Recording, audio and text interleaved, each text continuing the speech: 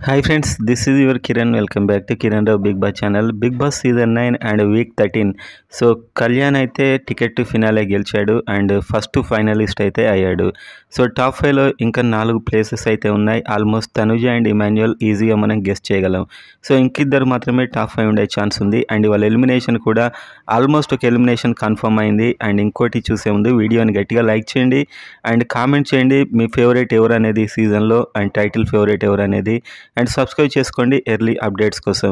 So ఇవాళ అయితే weekend episode 2 episode shooting అయితే ఇవాళ అయిపోతుంది.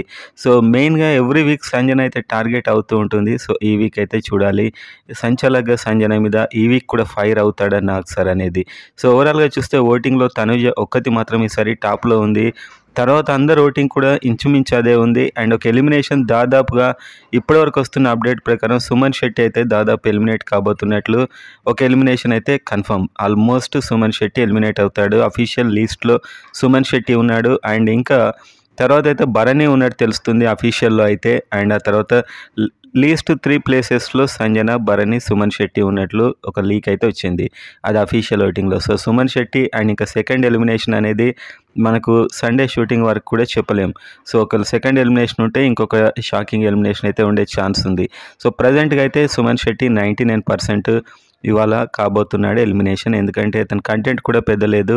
సో ఇంకైతే దాదాపు ఇదే ఫిక్స్ అవుతుంది. ఏమైనా చేంజ్ ఉంటే మళ్ళీ చెప్తాను.